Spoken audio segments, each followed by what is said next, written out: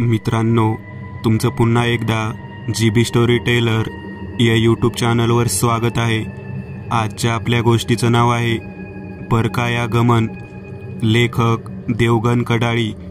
पण गोष्ट सुरू करण्याआधी जर कोणी या चॅनलवर पहिल्यांदाच आलेले असाल तर त्यांनी ह्या चॅनलला सबस्क्राईब करायला विसरू नका। चला तर मग अजिबात वेळ न घालवता गोष्टीला सुरुवात करूया।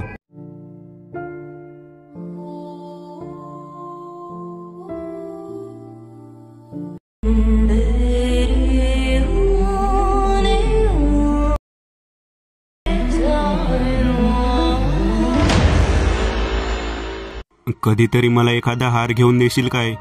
तुला कोणत्या गोष्टीची कमी आहे? डझनभर साड्या आणि कपाटात दागिने पडले आहेत। मला ना नवीन हवाय, तो सध्या बाजारात आलाय ना, तो नवीन डिझाईनचा तोच हवाय मला। बरं ठीक आहे बाई, पुढच्या आठवड्यात नक्की घेऊ। पण सुरेश, तू उद्या जाणार नाहीस ना? जावं लागेल सरू, उद्याची मीटिंग अगदी महत्त्वाची आहे। आणि मी महत्त्वाची नाही असे म्हणत ती रुसून आपले तोंड वळवून बसली। हे बघ, तुला तू नवीन डिझाईनचा हार हवाय ना, मग पैसे नकोत काय? मला नकोय असला हार जो मला माझ्या नवऱ्यापासून दूर करेल। ती एखाद्या लहान मुलासारखी सुरेशच्या कुशीत शिरली। तिच्या डोळ्यात अश्रूंच्या रांगा लागल्या होत्या। किती हळवी ग माझी सरू। एकमेकांवर जीवापाड प्रेम करणारे सुरेश व सरिता लहानपणापासून एकमेकांना ओळखत होते। त्यांची ओळख प्रेमात बदलली व त्यांनी एकमेकांसोबत लग्न केले। आज त्यांचे जवळचे कोणी त्यांच्यासोबत उरले नव्हते, न आई, न बाप, न इतर कोणी।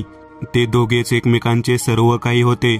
त्यांच्या आयुष्यात त्यांना कशाचीच, कोणत्याच गोष्टीची कमतरता नव्हती। पण एक गोष्ट मात्र त्यांना जगू देत नव्हती। लग्नाला 7 वर्ष झाली होती तरी त्यांना मूल झाले नव्हते आणि पुढेही होईल अशी आशा नव्हतीच। सुरेश 2 दिवसांसाठी बाहेर गेला होता। हे 2 दिवस सरिताला 2 महिन्यांप्रमाणे भासत होते। मन रमविण्यासाठी ती घराबाहेर पडली। एके ठिकाणी तिला आईस्क्रीमचे छोटेसे स्टॉल दिसले। तिला राहवले नाही। गाडी बाजूला पार्क करून तिने स्ट्रॉबेरी फ्लेवरची आईस्क्रीम घेतली। तिथल्याच बाकड्यावर बसून ती आईस्क्रीमचा आस्वाद घेऊ लागली। तोच तिचे लक्ष समोर असलेल्या अनाथालयावर गेले। तिला काही मुले आत बागडताना दिसली, पण एक मुलगी त्या लोखंडी गेटला पकडून उभी होती। आश्चर्य म्हणजे तिचे संपूर्ण लक्ष सरितावर होते। किती गोंडस आहे ही मुलगी, पण तिला आईबाप नाहीत आणि मला कोणतेही मूल नाही। काहीसा विचार सरिताच्या मनात घुमू लागला। तिला आईस्क्रीम गोड लागेनासे झाले। तिने पटकन एक आईस्क्रीम घेतले आणि रस्ता क्रॉस करून अनाथालयाच्या गेटपाशी आली। ती मुलगी अजूनही तिलाच पाहत होती। सरिता तिच्या शेजारी गेली। हे बाळ, तुला आईस्क्रीम हवी आहे का? ही घे। तिने ती आईस्क्रीम मुलीच्या हातात दिली, पण त्या लहानगीच्या चेहऱ्यावर कसलेच हावभाव नव्हते। सरिताला किती आपलेसे वाटत होते। एक गोड स्माईल देऊन ती वळली, पण तिचे पाय काही तिथून सरकत नव्हते। राहून राहून ती त्या मुलीला बघत होती। शेवटी मनाला आवर घालून ती गाडी शेजारी आली आणि तिने मागे वळून पाहिले। त्या मुलीच्या हातात आईस्क्रीम जशीच्या तशी होती। ती एकटक सरिताला पाहत होती। एक वेळ सरिताला असे वाटले की धावत जाऊन तिला कुशीत उचलून घ्यावे, पण तिने कसेबसे स्वतःला सावरले। 2 दिवसांनी सुरेश परदेशातून परत आला। रात्रीचे जेवण उरकून सुरेश खोलीत शिरला। सरिता कसल्या तरी विचारात गुंतली होती। ती इतकी विचारमग्न होती की सुरेश आत आला हे सुद्धा तिला ठाऊक नव्हते। सुरेशने हळूच बॅगेतून एक निळा बॉक्स काढला आणि सरिता समोर धरला। कसा आहे हार? पण सरिता आपल्याच विचारात मग्न होती। सुरेशने तो हार तिच्या गळ्यात घातला, पण तरीही तिचे लक्षच नव्हते। ओ मॅडम, कुठे हरवलात? सुरेशने मोठ्याने हाक मारली आणि सरिताची तंद्री भंग पावली। ती कावरी बावरी होऊन सुरेशकडे बघू लागली। कुठे हरवलीस तू? सुरेशने पुन्हा एकदा विचारले। आपल्यालाही एखादे मूल असते तर आपले आयुष्य किती सुंदर असते ना, सरिता म्हणाली। तिचे डोळेही पाणावले होते। सुरेशने खाली मान घातली। तो म्हणाला, प्रत्येकाच्या नशिबात नसतात काही गोष्टी, आपण तरी काय करणार? आज मी एक मुलगी पाहिली होती, किती गोंडस होती। बरं, कुठे? अनाथालयात। काय? होय, बिचारीला आई नाही आणि मला मुलगी नाही. बोलता बोलता तिच्या डोळ्यातून अश्रू गळले. आपण उद्याच भेट देऊया त्या अनाथालयाला. त्या मुलीला एक आई भेटेल आणि आपल्याला मुलगी. खरंच? होय, नक्की. सरिता आनंदाने नाचू लागली. नाचता नाचता तिचे लक्ष आपल्या गळ्यातील हारकडे गेले. तिला आश्चर्य वाटले. हे काय, किती सुंदर आहे हा. केव्हा घातलास? आणि सरिता बावरली होती. जेव्हा तू विचारात गुंतली होतीस तेव्हा. आता तरी सांग, कसा आहे तो? सुरेश म्हणाला, खूपच सुंदर आहे. थँक्स. अरे वा, फक्त थँक्स? होय, फक्त थँक्स. हेच का ते अनाथालय? सुरेशने विचारले. होय. गेटजवळ एक शिपाई होता. त्याने गेट उघडताच दोघेही आत गेले. आजूबाजूचा परिसर एकदम सुंदर होता. हां, कोण आपण? एका बाईने त्यांना विचारले. दोघांनी आपली ओळख करून दिली. त्या बाईने एका तरुणीला आवाज दिला. सई, दोघांनाही आत घेऊन जा. आत गेल्यावर बऱ्याच मुलांची गर्दी, गोंधळ आणि गोंगाट ऐकू आला. सरिताची नजर काल पाहिलेल्या गोंडस मुलीला शोधत होती, पण ती तिथे काही दिसत नव्हती. नाही, ती इथे नाही. सुरेश, ती मुलगी कुठे आहे? सरिताचा कंठ दाटला होता. तुम्हाला कोणते मूल घ्यायचे आहे? त्या तरुणीने विचारले. काल मी इथे एक 4-5 वर्षांची मुलगी पाहिली होती गेटजवळ. ती कुठे आहे? सरिता कावरीबावरी झाली होती. तिचे होठ थरथरत होते. इथे नसेल, कारण कालच एका जोडप्याने एका मुलीला ॲडॉप्ट केले होते, ती तरुणी म्हणाली. सरिताला धक्काच बसला. तिला गहीवरून आले. कालचा त्या मुलीचा चेहरा जशाच्या तसा तिच्या डोळ्यांसमोर उभा राहू लागला. आधीपासून दाबून ठेवलेले रडू तिने आता मोकळे केले होते. तिने सुरेशच्या खांद्यावर डोके ठेवले. रडता रडता तिने मागे बघितले. एक मुलगी केव्हापासून त्यांच्या मागे उभी होती. तिला पाहता सरिता धावली. त्या मुलीला तिने उचलून घेतले व तिच्या लाल गुलाबी गालांचे पप्पे घेतले. कुठे होतीस तू? येशील ना आमच्या बरोबर? त्या मुलीने होकारार्थी मान हलवली. गाडी एका मोठ्या बंगल्याजवळ येऊन थांबली. दारावरची बेल वाजवताच एक बाई आपल्या हातात ओवाळणीचे ताट घेऊन उभी ठाकली. ये बाळ, हे तुझेच घर आहे. त्या बाईने लहानगीला ओवाळून घेतले. बंगला संपूर्ण सजवला गेला होता. लाईट्स चमकत होती. असंख्य फुगे विखुरलेले होते. सरिता, लवकर तयार हो. आधी आपल्या मुलीला तयार करून घेऊयात ना. तिला तर करावेच लागेल. आजपासून तिचे नवीन आयुष्य सुरू होत आहे. सुरेश हसत म्हणाला. बरोबर. खाली एका मोठ्या हॉलमध्ये पाहुणे मंडळी जमली होती. गाण्यांचे मधुर स्वर घुमत होते. सर्व घर झगमगत होते. काही वेळातच सुरेश, सरिता आणि त्यांच्या मुलीने तिथे पदार्पण केले. कार्यक्रमाला सुरुवातही झाली. बघा मित्रांनो, आजचा दिवस आमच्यासाठी खास आहे आणि या खास दिवशी आमच्या आनंदात सहभागी झाल्याबद्दल आम्ही आपले फार फार आभार मानतो. सुरेश म्हणाला. आमच्या नशिबात आम्हाला मूल नव्हते, पण या मुलीला पाहिल्यापासून कोणीतरी आपलेसे वाटत होते. सरिता म्हणाली. तिचे नाव काय आहे सुरेश? कोणीतरी ओरडले. आमच्या आयुष्यात ती जणू एक पंथी बनून आली, एक प्रकाश बनून आली, एक खुशी आणि आमचे सर्व काही. आता तीच आमचे आयुष्य आहे. सुरेश म्हणाला. सरिता म्हणाली. तिने आमच्या आयुष्याला जगण्याची नवीन ताकद दिली आहे. ती जणू आमच्यासाठी अमृत ठरली आहे, म्हणून तिचे नाव अमृता आहे. तशा सर्वांनी टाळ्या वाजवल्या. एक भला मोठा केक आणण्यात आला. अमृताने तो कापताच पुन्हा एकदा टाळ्या वाजल्या. रात्री उशिरा कार्यक्रम संपला. अमृता पेंगत होती आणि पुढच्याच वेळेस झोपीही गेली. सरिता तिला थोपटत होती. सुरेश उशालाच बसला होता. सकाळपासून मी हिच्या तोंडून एक शब्दही ऐकला नाही. सुरेश म्हणाला. तिला बोलता जरी येत नसले तरी प्रॉब्लेम नाही. ठीक आहे, तसे काय असेल तर आपण एखाद्या चांगल्या डॉक्टरांना दाखवूया. सरिता म्हणाली. मलाही तसेच वाटते. काही वेळाने दोघेही तिथे झोपून गेले. उठ उठ, हलकाच आवाज सरिताच्या कानात शिरला. त्या आवाजाने सरिताने आपले डोळे उघडले. डोळे उघडताच एक भयानक चेहरा अगदी तिच्या तोंडासमोर तिला दिसला. त्या अचानक प्रकाराने सरिता घाबरली. पण तिथे काहीच नव्हते. खोलीत उजेड नव्हताच, पण काचेच्या खिडकीतून चंद्रप्रकाश आत आला होता. तू देशील मला? एक हलकाचा आवाज तिच्या कानात आला. सरिताने लगेच डाव्या बाजूला वळून पाहिले. तिच्या शेजारीचे काळपट कापड घातलेली व पांढरे शुभ्र केस लोंबकाळणारी आकृती बसली होती. काही क्षण गेले, पण समोर फक्त अमृता आणि सुरेश झोपले होते. हा कसला भास होत आहे मला, सरिताने विचार केला. कर. अशा आवाजाने सरिताचे लक्ष वेधले. एक हात दरवाजा लोटत होता. हाताला सुरकुत्या होत्या आणि खिळ्यांप्रमाणे लांब नखे. कोण आहे तिथे? सरिता लगेच पलंगावरून उठली. एक हसण्याचा आवाज आला. सरिता लगेच बाहेर धावली, पण तिथे काहीच नव्हते. बाहेरील पिवळे दिवे करून चालू बंद होत होते, पण काही वेळातच दिवे पूर्ववत झाले. हा कसला भास होत आहे मला, असे म्हणत ती झोपण्यासाठी पलंगाकडे वळली. सरिता पलंगावर येऊन पडली. तिचा हात बाजूला पडला. तिला आपल्या बाजूची जागा रिकामी वाटली. तिने पलटून पाहिले तर तिथे अमृता नव्हतीच, पण समोर सुरेश मात्र झोपला होता. सरिता दचकली. सुरेश, अमृता कुठे आहे? सरिता सुरेशला जोरजोरात हाका मारत होती. सुरेश उठ, अमृता कुठे गेली? उठ. पण काही एक परिणाम होत नव्हता. सुरेश गाढ झोपला होता. आई! सरिताच्या कानावर एक आवाज आला. सरिताने उघड्या दरवाजाकडे पाहिले. तिथे अमृता उभी होती, पण तिच्या चेहऱ्यावर कसलेच हावभाव नव्हते. तिचा चेहरा अगदी निर्विकार होता. बाळा, तू इथे काय करत आहेस? सरिता तिच्या जवळ धावली. तिने तिचा हात हातात घेतला.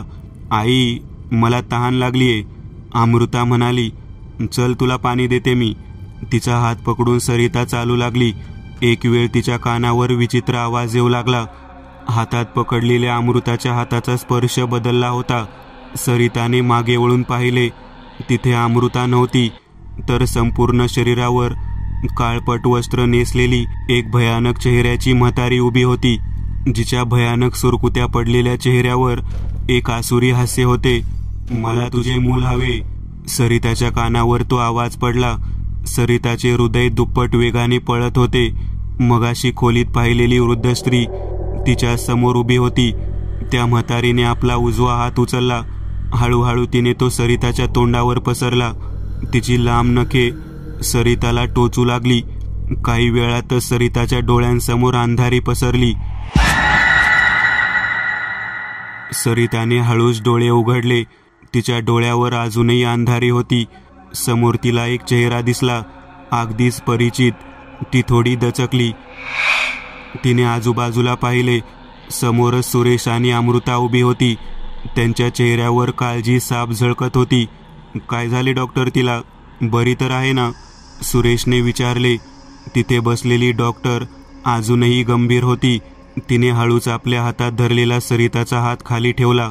डॉक्टर म्हणाले, घाबरण्याचे काहीच कारण नाही, ती आई होणार आहे. काय? सुरेश आनंदाने ओरडला. पण डॉक्टर, ते कसे काय शक्य आहे? आपणच तर सांगितले होते की आम्हाला मूल होण्याचे कोणतेच चान्स नाहीत, सुरेश म्हणाला. डॉक्टर हसले. परंतु सत्य परिस्थिती आपल्या समोर आहे. काही गोष्टी माणसाला अवघड आहेत, परंतु देवाला कोणतीच गोष्ट अशक्य नाही. ह्याला चमत्कार म्हणावे लागेल. डॉक्टर तिथून निघून गेले. सुरेश सरिताजवळ बसला. तिचा हात हातात घेत तो म्हणाला, काय सुंदर सरप्राईज दिलेस मला. हा आयुष्यातील अविस्मरणीय क्षण आहे. सरिताच्याही डोळ्यातून आनंदाश्रू वाहत होते. संपूर्ण घरात आनंदाचे वातावरण पसरले होते. सुरेशने सखूचे आणि सखारामचे तोंड गोड केले. घरात आनंद साजरा केला जात होता. कोवळा सूर्यप्रकाश खोलीत पसरला होता. सरिताचे अंग दुखत होते. आपले जड पडलेले शरीर कसेबसे सावरत ती उठली. उशाला ठेवलेल्या जारमधून घटाघटा पाणी प्यायली. तिला रात्री जे काही घडले ते आठवू लागले. ती वृद्ध स्त्री, तिचा भयानक चेहरा, तो तोंडावर आलेला हात आणि ती तोंडाला रुतलेली नखे. सरिता लगेच पलंगावरून उठली. ती खोलीतील आरशासमोर उभी राहिली आणि आपले तोंड न्याहाळू लागली. एक हलकी जखम तिच्या गालाला झाली होती. सरिता पूर्ण हादरली. तिच्या गालावर घेतलेला हात थरथरू लागला. म्हणजे तो भास नव्हता, ते सर्व सत्य होते जे माझ्यासोबत रात्री घडत होते. ती म्हातारी कोण होती आणि माझे मूल? सरिताला दरदरून घाम फुटला. तिने आपल्या पोटावरून हात फिरवला. नाही नाही, मी कोणालाच माझे मूल देणार नाही. 8 महिन्यानंतर एक थंडगार हात सरिताच्या पोटावर फिरला. त्या स्पर्शाने सरिताला जाग आली. तिच्या जाम वाढलेल्या पोटामुळे तिला उठणे शक्य नव्हते. तिने एक नजर सुरेशवर टाकली, पण तो झोपला होता. तिने आजूबाजूला नजर फिरवली, पण त्या खोलीत अंधाराव्यतिरिक्त काहीच नव्हते. तोच तिची नजर कोपऱ्यात गेली. एक काळी आकृती कोपऱ्यात उभी होती. सरिताने लगेच दिवा लावला, पण कोपऱ्यात काहीच नव्हते. तिने दिवा बंद केला व परत झोपण्याचा प्रयत्न केला, पण तिला झोप काही येत नव्हती. तिच्या उजव्या बाजूला काचेची खिडकी होती, ज्यातून चंद्रप्रकाश आत आला होता. तिची नजर त्या खिडकीवर खिळली. तिच्यासोबत काही महिन्यांपासून विचित्र घटना घडत होत्या. कोणीतरी तिच्या आजूबाजूला असल्यासारखे तिला वाटत होते. अनेक वेळा विचित्र भासही होत होते. तिने खिडकीवर स्थिरावलेली नजर फिरवली. तिचे लक्ष वरती गेले. तिच्याच वरती एक म्हातारी हवेत तरंगत होती. तिचे काळे कपडे आणि पांढरे केस हवेत फडफडत होते. तिच्या भयानक चेहऱ्यावर काळजाला चिरणारे विचित्र हास्य होते. तिचे लाल भडक डोळे सरितावर रोखले होते. तिला पाहताच सरिताने मोठी किंकाळी फोडली. तिच्या ओरडण्याने सुरेश दचकून उठला. काय झाले सरिता, तू ठीक आहेस ना? त्याने लाईट लावत सरिताला पकडले.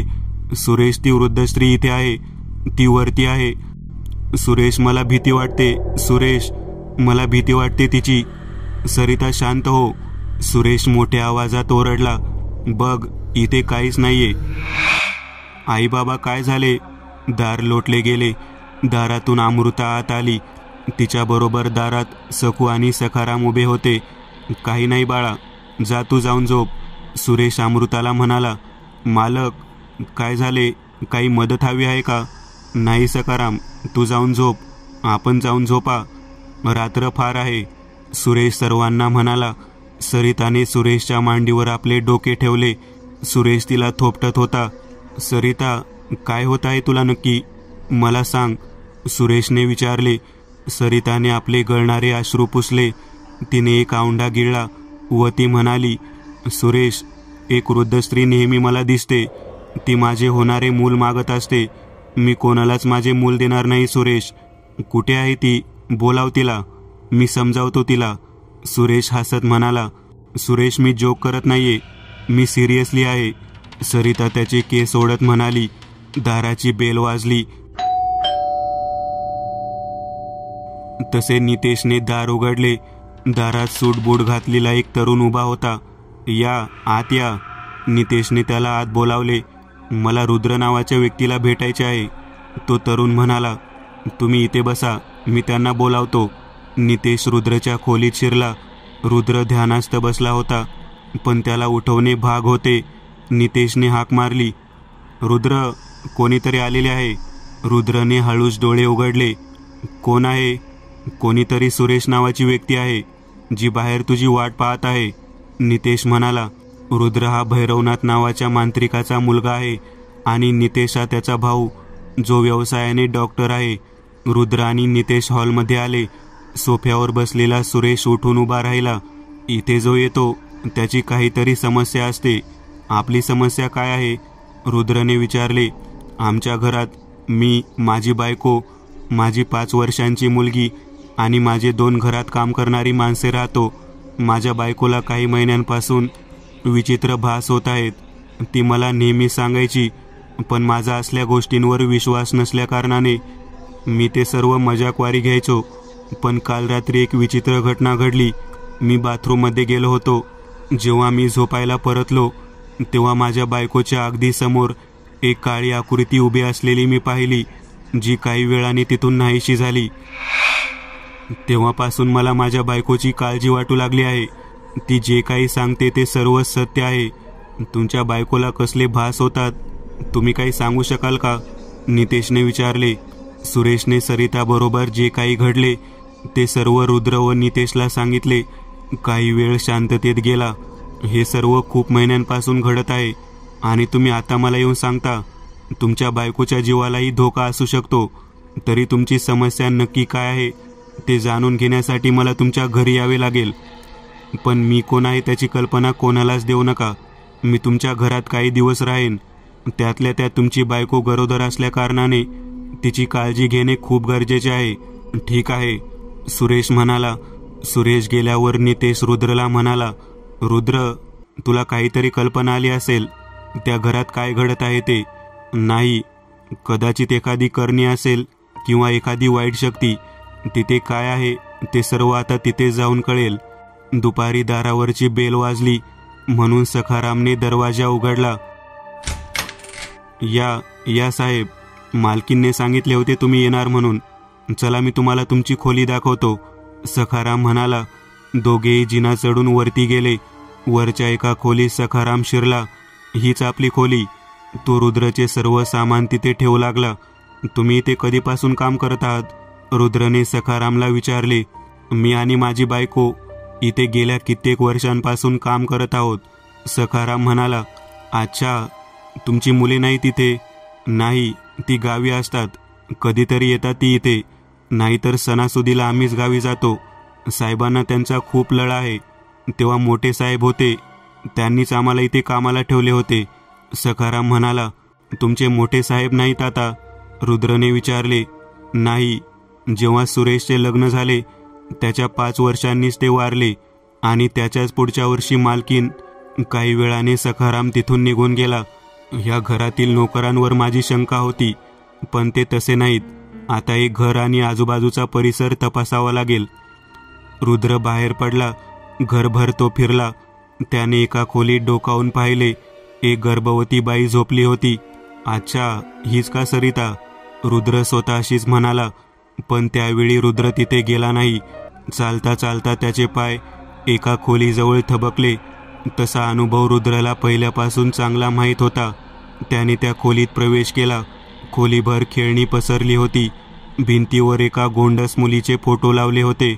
रुद्रने आपल्या खिशातून एक पिशवी काढली. त्यात हळदी कुंकू एकत्र होते.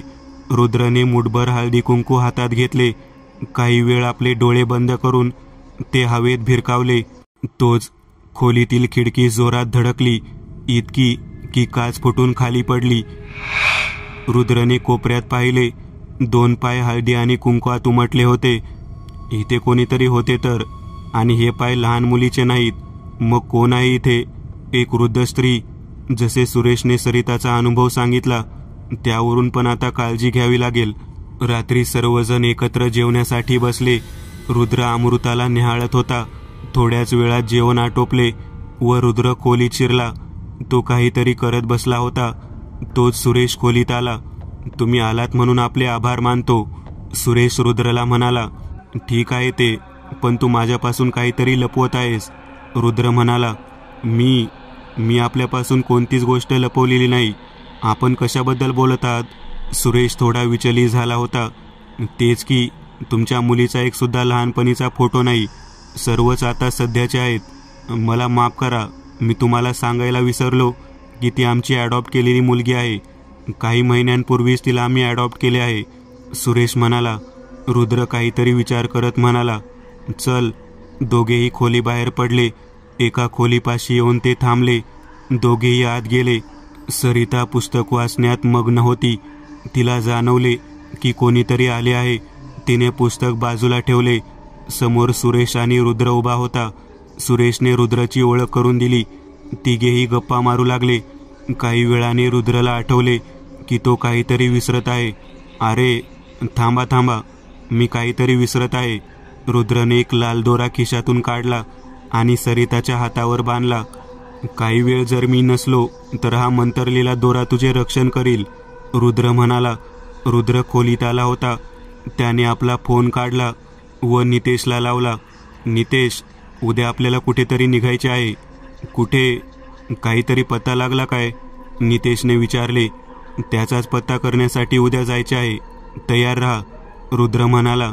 रुद्र सकाळीच उठून तयार झाला होता. नितेशने त्याला घराशेजारून पिकअप केले. रुद्र, आपण कुठे जात आहोत?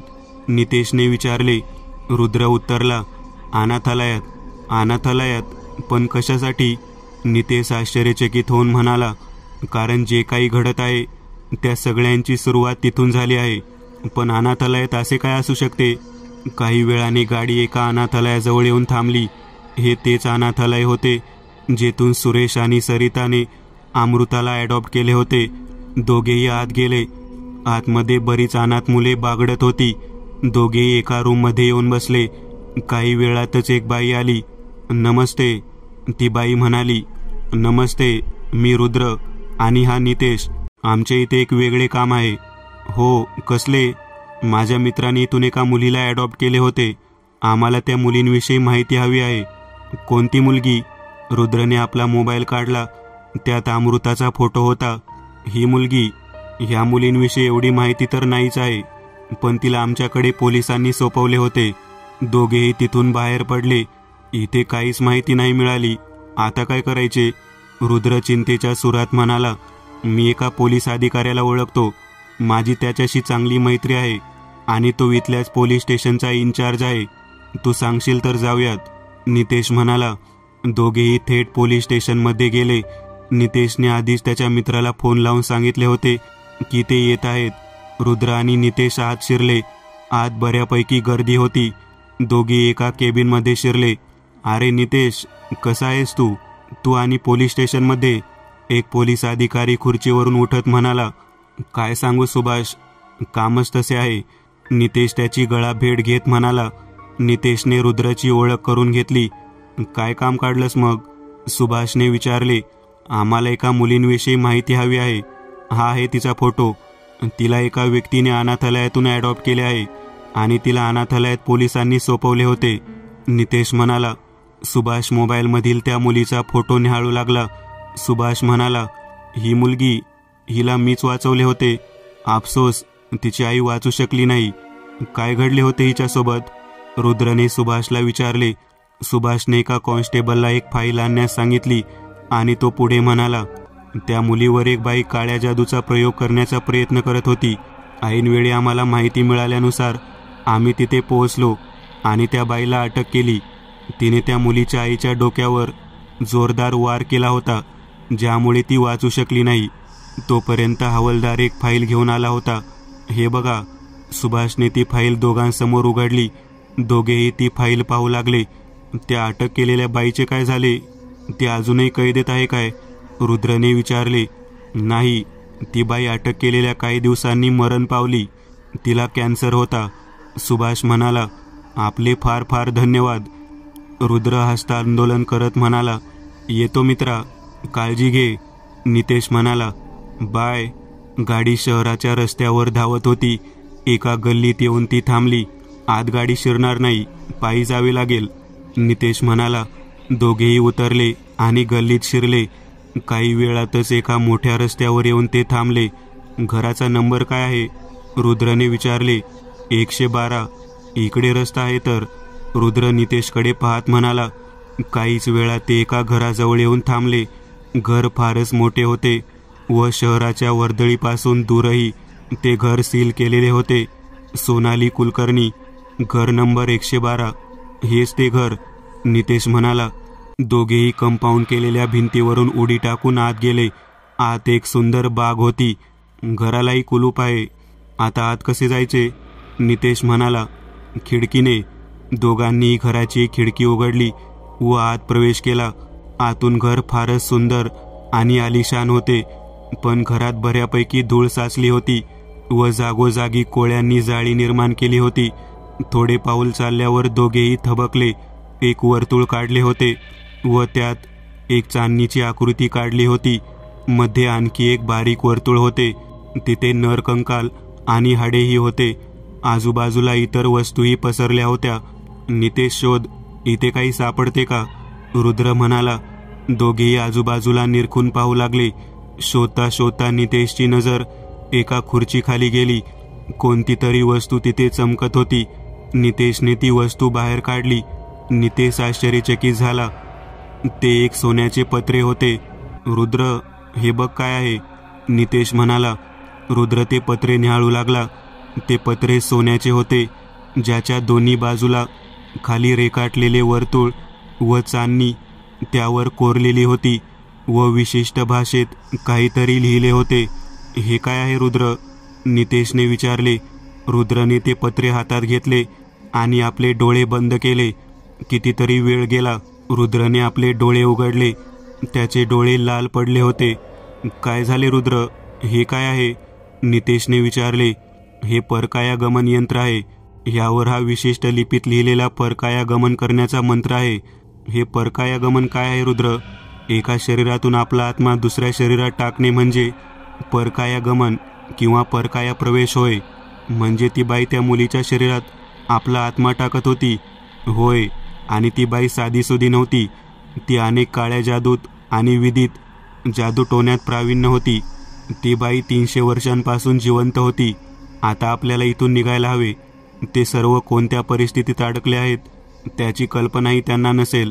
चल लवकर, दुपार सरत आहे, रुद्र म्हणाला. नितेशने ते पत्रे खिशात टाकले. दोघेही खिडकी वाटे बाहेर पडले. गल्लीतून वाट काढत ते गाडी पार्क केलेल्या ठिकाणी पोहोचले. नितेश आत बसला, पण रुद्र बाहेरच उभा होता. रुद्र, निघायचे नाही. मी कुठेतरी जात आहे. तू सध्या थेट त्या सुरेशचे घर गाठ आणि पूजेचे सर्व साहित्य तिथे ठेव. एक विशिष्ट प्रकारच्या रांगोळीचा वर्तुळ काढ. तुला माहीतच आहे सर्व कसे करायचे ते. मी सुरेशला फोन करून ह्या सगळ्याची कल्पना देतो आणि तू येत नाहीस. अजून काम संपलेले नाही. मला एक विशिष्ट ठिकाणी जायचे आहे. मी तुला सांगितल्याप्रमाणे सर्व कर. मी तुला सोडतो. नाही नितेश, तू थेट सुरेशच्या घराकडे जा. मी टॅक्सीने जाईन. सूर्य अस्ताला जात होता. नितेश आणि सुरेश मिळून रुद्रने सांगितल्याप्रमाणे सर्व काही करत होते. सर्व तयारी झाली. सुरेश म्हणाला, आता रुद्रची वाट पाहावी लागेल. बाहेरचे वातावरण बदलले होते. आकाशात विरळक काळे ढग जमा झाले होते. अधूनमधून कुठेतरी विजा चमकत होत्या. हवेचा वेग पूर्वीपेक्षा फारच वाढला होता. वातावरणातील थंडीही वाढली होती. घड्याळात रात्रीचे 8 वाजत आले होते. तोच दारावरची बेल वाजली. सुरेश आणि नितेश दोघेही हॉलमध्ये बसले होते. त्यांनी लगेच दार उघडले. दारात रुद्र उभा होता. सर्व तयारी झाली काय? रुद्रने विचारले. होय, रुद्रने कटाक्ष हॉलमध्ये काढलेल्या वर्तुळाकडे टाकले. चला वरती चला, रुद्र म्हणाला. ज्या खोलीत सरिता होती त्या खोलीत सर्वजण जमले. रुद्र त्यांना म्हणाला, ह्या घरात जे काही घडत आहे ते सर्व तुमच्या मुलींमुळे घडत आहे. एका वाईट शक्तीने तिच्याद्वारे तुमच्या घरात प्रवेश केला आहे.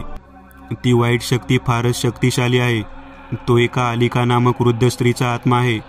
ती स्त्री काळ्या जादूत आणि तंत्रमंत्रात कुशल होती. त्याच्या जोरावर तिने परकाया गमन करण्याची सिद्धी मिळवली आणि आपला आत्मा तिने एका शरीरातून दुसऱ्या शरीरात टाकला. ती 300 वर्षांपासून जिवंत होती. ती परकाया गमन सिद्धीचा वापर करून आपला आत्मा एखाद्या सुंदर व श्रीमंत बाईच्या शरीरात टाकायची. लास्टली तिने अमृताच्या शरीरात म्हणजेच तुमच्या मुलीच्या शरीरात आत्मा टाकण्याचा प्रयत्न केला, पण तो असफल झाला. तिने ज्या स्त्रीच्या शरीरात आपला आत्मा टाकला होता तिला कॅन्सर होता. त्यामुळे ती काहीच दिवसात मरणही पावली. मरण पावल्यानंतर आलिकाच्या आत्म्याने अमृताच्या शरीराचा ताबा घेतला, पण तिला तिचा पूर्ण ताबा घेता आला नाही. तिला परत शरीर हवे होते, पण तिचा आता मृत्यू झाला होता. मी शोध घेतल्यावर काही जुने लिखाण मला सापडले. त्यानुसार तिला आता एका नवजात बाळाच्या शरीराची गरज आहे. ते बाळ ईश्वरीय देणगी असावे. त्याचा जन्म चंद्रग्रहणाच्या दिवशी व्हावा व एक विशिष्ट त्या बाळाच्या आईच्या शरीरावर चंद्राकृती असावी, जी सरिताच्या मानेवर आहे. रुद्र बोलायचा थांबला. सर्वजण अवाक होऊन त्याचे बोलणे ऐकत होते. हे सर्व अमृतामुळे होत आहे. माझ्या बायकोच्या जीवाला धोका आहे, सुन्न पडलेला सुरेश म्हणाला. हे सर्व अमृतामुळे होत आहे असे नाही. तिने या सर्वात आपली आई गमावली आहे. असे म्हणत रुद्रने आपल्या खिशातून मोबाईल काढला व त्यात काढलेला अमृताच्या आईचा फोटो दोघांसमोर धरला. हा फोटो पोलीस अधिकारीने दाखवलेल्या फाईलमध्ये मिळाला होता. तो फोटो पाहताच दोघांनाही जबर धक्काच बसला. सरिता तो फोटो निहाळत होती. तिच्या डोळ्यातून अश्रू ओघळले. शालिनी, तिच्या तोंडून उद्गार निघाला. मला राहून राहून वाटत होते ही मुलगी कोणीतरी आपलीशी आहे म्हणून. अमृता माझ्या सख्या बहिणीची मुलगी आहे. काही वर्षांपूर्वी जेव्हा आम्ही गावात राहायचो तेव्हा माझ्या बहीण शालिनीचे लग्न मामाच्या मुलाशी ठरले होते. पण शालिनी कोणा दुसऱ्यावर प्रेम करायची हे सर्व घरच्यांना मंजूर नव्हते, कारण शालिनीचे लग्न फक्त मामाच्या मुलाशीच व्हावे असे त्यांची जबरदस्ती होती. शालिनी ह्या लग्नाला तयार नव्हती. ती आपल्या प्रेमीसोबत कुठेतरी दूर पळून गेली. बोलता बोलता सरिताचा कंठ दाटून आला होता. त्यानंतर काही वर्षांनी त्यांना एक मुलगी झाली, पण तिचा नवरा एका अपघातात मरण पावला. तिने तुझ्याविषयी माहिती मिळवली. तिला हेही कळाले की आपले आईवडील किंवा इतर कोणी आता ह्या जगात उरले नाहीत. ती शेवटच्या क्षणी तुलाच भेटायला ह्या शहरात आपल्या मुलीला घेऊन आली होती, पण नियतीने तिचाही घास घेतला. रुद्र म्हणाला. सरिताने तो फोटो हृदयाशी कवटाळला. तिच्या डोळ्यातून आसवे गळत होती. शेवटी ती कशीबशी उठली व खोलीबाहेर पडली. ती कुठे जात आहे? नितेशने विचारले. कदाचित अमृताच्या खोलीत, सुरेश म्हणाला. काय? तिला तिच्यापासून धोका आहे. तुला सांगितले होते ना तिला खोलीत बंद करून ठेव म्हणून. रुद्र ओरडला. तिघेही बाहेर धावले. सरिता अमृताच्या खोलीजवळ आली. तिने दार उघडून आत प्रवेश केला. अमृता उशीत तोंड खुपसून झोपली होती. सरिता तिच्या जवळ गेली. तिने तिच्या डोक्यावरून हात फिरवला. अमृता, माझ्या बाळा. त्या स्पर्शाने अमृताने हालचाल केली. तिने आपले डोके वरती केले. ती सरितावर ओरडली. ती किंकाळी संपूर्ण घरात घुमली. अमृताचा चेहरा सुरकुतलेला होता. जागोजागी जखमा झाल्या होत्या. त्यातून हलकेसे रक्त सांडले होते. तिचे पिवळे बुबळ्यांचे डोळे अमृतावर रोखले होते. तिचे रूप पाहताच सरिता मागे सरकली. अमृताने एका खुर्चीकडे पाहिले. तिने इशारा करताच खुर्ची आपोआप सरितावर फेकली गेली. सरिता फार घाबरली. तिने आपल्या वाढलेल्या पोटावर हात ठेवला. ती लाकडी खुर्ची सरितावर आदळणार. तोच सुरेश मध्ये पडला. अगदी फटकन ती खुर्ची त्याच्यावर आदळली. खोलीतील इतर वस्तूही उचलल्या. त्या सर्व दोघांवर फेकण्यासाठी सज्ज असलेली अमृता अचानक ओरडली. हवेत उचलल्या गेलेल्या वस्तूही खाली पडल्या. वेळप्रसंगी रुद्रने आपल्या हातातील लाल दोरा अमृतावर सोडला होता. तो थेट अमृताच्या मनगटावर जाऊन बांधला गेला. अमृता किंकाळ्या फोडू लागली. वेदनेने ती पलंगावर लोळू लागली. रुद्रने लगेच खाली पडलेली चादर उचलली व अमृताला त्यात गुंडाळले. रुद्रने तिला हातात उचलून घेतले. नितेशनेही त्याला मदत केली. सकू आणि सखाराम घाबरलेल्या अवस्थेत बाहेरच उभे होते. शेवटी रुद्रने अमृताला रिंगणात नेऊन टाकले. आकलेले ते रिंगण पिवळ्या प्रकाशात चमकू लागले. जेवढ्याही घरात व्यक्ती होत्या त्यांच्यासाठी राखेने रिंगण आखले गेले होते. सर्वजण एकेका रिंगणात बसले. रुद्रने यज्ञ पेटवला. समोरच ठेवलेली आहुती त्यात टाकत तो विशिष्ट मंत्र उच्चारू लागला. रिंगणात विवळणारी अमृता शांत झाली होती. काही वेळातच चादर हवेत उडाली. अमृता रिंगणात उकोड बसलेली. तिच्या चेहऱ्यावरील जखमातून रक्त गळत होते. तिचे डोळे पांढरे फटफटीत पडले होते. तिच्या सुरकुतलेल्या चेहऱ्यावर एक विचित्र हास्य होते. तिच्या हातावरील दोरा जळून काळा पडला होता. तिथली त्वचाही रापली गेली होती. अमृताला अशा अवस्थेत सरिताला बघवतही नव्हते. तिच्या डोळ्यातून आसवे टपकत होती. अचानक सरिताच्या पोटात कळा येऊ लागल्या. आई! सरिता वेदनेने ओरडली. तिने पोट घट्ट पकडले होते. सरिता, काय होत आहे तुला? सुरेश, तू सरिताला घेऊन हॉस्पिटल गाठ. मावशी, तुम्ही सुद्धा ह्यांच्याबरोबर जा. आणि नितेश, तूही. पण रुद्र, तू इथे एकटाच. नितेश, तू एक डॉक्टर आहेस. तुझी खरी गरज त्यांना आहे. लवकर. तिला प्रसूतीच्या वेदना होत आहेत. रुद्र म्हणाला. ड्रायव्हर! सुरेश ओरडला. लगेच ड्रायव्हरने गाडी काढली. सरिताला आतमध्ये बसवण्यात आले. नितेश पुढच्या सीटवर ड्रायव्हरच्या शेजारी बसला. सकू आणि सुरेश सरिताच्या दोन्ही बाजूला बसले. दोघांनीही तिला पकडले होते आणि धीर देत होते. ड्रायव्हर, गाडी थेट माझ्या हॉस्पिटलमध्ये न्या, नितेश म्हणाला. गाडी भरधाव वेगाने रस्ता कापत होती. तू तुच्छ मांत्रिक, माझे काही बिघडवू शकशील, अमृता घोगऱ्या आवाजात म्हणाली. रुद्रने आपले मंत्र उच्चार चालूच ठेवले होते. अमृता त्याला हसत होती. गाडी अंधार चिरत भरधाव वेगाने पळत होती. आजूबाजूला फक्त अंधार होता. नितेशचे लक्ष ड्रायव्हरकडे गेले. नितेश पुरता हादरला. ड्रायव्हरचे डोळे एकदम लाल होते. त्याने एक आसुरी हास्य केले व गाडीचे स्टिअरिंग जोरात फिरवले. ड्रायव्हरने दरवाजा उघडून खाली उडी घेतली. गाडी हेलकावे खात जंगलात शिरली. नितेशचे डोके खाडकन आदळले. पुढच्या क्षणी गाडी कुठेतरी धामकन पडली. सरिता वेदनेने ओरडली, आई. सुरेशने सरिताला घट्ट पकडून ठेवले होते. तशाही अवस्थेत त्याने सरिताला बाहेर काढले. सकूनही स्वतःला सावरले. नितेशही कसाबसा गाडीतून बाहेर पडला. ते सर्व एका पडक्या घरात होते. समोरच एक काळे आकराळ विकराळ वडाचे झाड वाढलेले होते. त्याच्या लांब पारंब्या दाढीप्रमाणे लटकत होत्या. आजूबाजूची सर्व झाडे काळी पडली होती. त्यातील एकालाही पान नव्हते. सर्व वाळलेली पाने आणि फांद्या खाली साचलेल्या होत्या. नितेशने रुद्रला फोन लावला. रुद्र, काहीतरी अघटित घडत आहे. गाडी कुठेतरी निर्जन जंगलात येऊन पडली आहे. इथे आम्ही एका पडक्या पडलेल्या घरात. नितेश पुढे काही बोलणार तोच फोनची रेंज गेली. केव्हापासून धूर ओकणाऱ्या गाडीत एक मोठा ब्लास्ट झाला. सर्वजण हादरले होते. सुरेशने सरिताला पकडून ठेवले होते. सरिता जोरात ओरडत होती. पोटाला लागणाऱ्या कळा आता तिला असह्य होत होत्या. नितेश लगेच धावला. हिला प्रसूती होणार आहे, लवकर एखादी जागा शोधा. नितेश स्वतः एक डॉक्टर होता. सकूही त्याला मदत करत होती. काही वेळातच सरिताने एका मुलाला जन्म दिला. तो मुलगा रडत होता. नितेशने त्याची नाळ कापली. आणखी एक मूल झाले. ती मुलगी होती. सर्वजण आनंदी झाले. सरिता कशीबशी वडाच्या झाडाला आपले शरीर टेकून बसली. इथे रुद्र काळजीत पडला होता, पण त्याने मंत्र उच्चार सलग चालू ठेवला होता.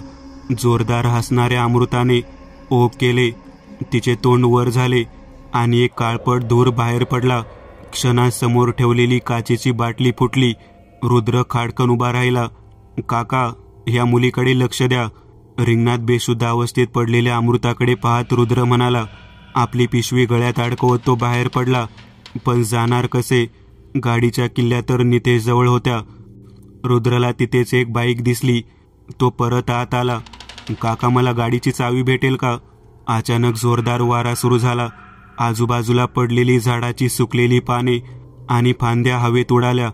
त्या पडक्या घरात झाकले गेलेले एक जुने हवनकुंड उघडे पडले.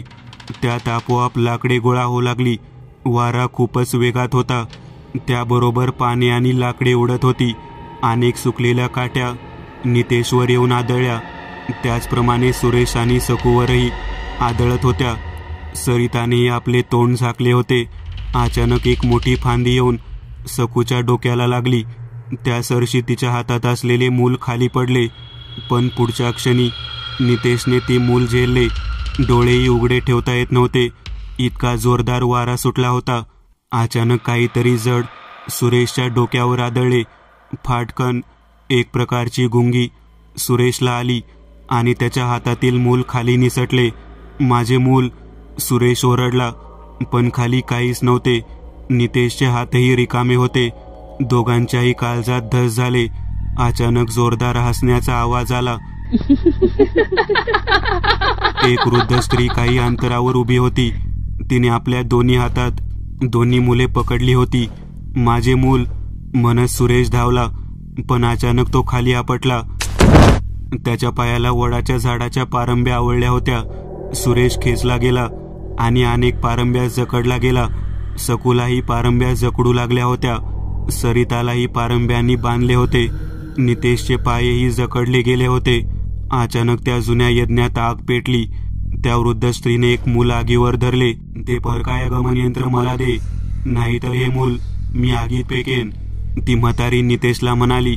नाही, तसे काही करू नका. नितेशने आपल्या खिशातून ते पत्रे काढले आणि तिच्या दिशेने फेकले. पुढच्या क्षणी नितेश संपूर्ण त्या पारंब्यास जकडला गेला. ते पत्रे त्या वृद्ध स्त्रीच्या पुढ्यात जाऊन पडले आणि एक चांदणी आकृती असलेले तेजस्वी वर्तुळ तयार झाले. त्या वृद्ध स्त्रीने मुलगी असलेले मूल त्या वर्तुळाच्या मधोमध असलेल्या छोट्या वर्तुळात ठेवले आणि विशिष्ट मंत्र उच्चार करू लागली. अचानक एक आगीचा गोळा त्या वृद्ध स्त्रीच्या दिशेने आला, पण तो अगदी तिच्या समोर येऊन स्थिरावला. तिच्या गालावर हास्य उमटले. तो गोळा परत मागे फिरला आणि रुद्रच्या दिशेने जाऊ लागला. रुद्र एका मोठ्या दगडावर उभा होता. त्याने लगेच खाली उडी घेतली, पण त्या दगडाचा चकनाचूर झाला. तो फुटलेला दगड हवेत उचलला गेला व रुद्रवर येऊन आपटला. रुद्र रक्तबंबाळ झाला होता. त्याही स्थितीत तो उठला. त्याने आपल्या पिशवीतून एक छोटेसे त्रिशूळ काढले आणि तो त्या वृद्ध स्त्रीवर रोखला. रुद्र ते फेकणारच, तोच त्याच्या हाताला एक पारंबी येऊन आवळली. अचानक रुद्र ओढला गेला आणि इतरांप्रमाणेच तोही पारंब्यास जकडला गेला. अवकाशात चंद्रग्रहण पूर्ण होत आले होते. त्या वृद्ध स्त्रीचा आत्मा तेजाने चमकत होता. काही वेळातच तिचा आत्मा त्या लहान मुलीच्या शरीरात सामावणार होता. तोच ढग गडाडले. एक प्रखर वीज नेमका त्या म्हातारीवर येऊन पडली. पुढच्या क्षणी तिची राख निर्माण झाली. ते सोन्याचे पत्रे हालू लागले आणि जोरात त्याचा स्फोट झाला. वडाच्या पारंब्या तुटल्या आणि सर्वजण त्यातून मोकळे झाले. सुरेश धावला आणि लगेचच त्याने आपल्या दोन्ही मुलांना उचलून घेतले. नितेशने रुद्रला सावरले. तू इथे कसा काय आलास? तुला ही जागा माहिती होती काय? नितेशने रुद्रला विचारले. हे पडके घर त्या वृद्ध स्त्रीचे होते. तिची अधिकची माहिती मिळवण्यासाठी मी इथेच आलो होतो. सगळे आनंदित झाले होते. आपले फार फार धन्यवाद रुद्र. तुमच्यामुळे माझी मुले आणि आम्ही सगळे वाचलो. नाही, मी काहीच केले नाही. ह्यालाच देवाचा न्याय म्हणतात. तुम्हाला आभार मानायचे असेल तर नितेशचे माना. धन्यवाद नितेश. चला इथून निघूया. सर्वजण रुद्रबरोबर चालू लागले. सखूने आणि नितेशने दोन्ही मुलांना घेतले. सुरेशने सरिताला उचलून घेतले होते. पुढेही रुद्र आणि नितेशचा थरारक प्रवास चालूच असेल. मित्रांनो, आज पुरतं एवढंच. तुम्हाला जर काही गोष्ट आवडली असेल तर नक्की लाईक करा. तुमच्यापैकी बरेचसे जण व्हिडिओ लाईक न करताच पळून जातात. पण हा जर व्हिडिओ तुम्ही लाईक केला तर मला जरा बरं वाटेल आणि असेच भारी भारी व्हिडिओ बनवायची माझ्यात एनर्जी येईल. त्यामुळे नक्की लाईक करा. आणि अजूनही कोणी या चॅनलला सबस्क्राईब केलेलं नसाल तर लगेच सबस्क्राईब करून टाका. आणि बाजूची घंटी ती मात्र दाबायला विसरू नका. देवाची घंटी आहे ती. चला तर मग पुन्हा भेटूया अशीच एक आगळी वेगळी गोष्ट घेऊन पुढच्या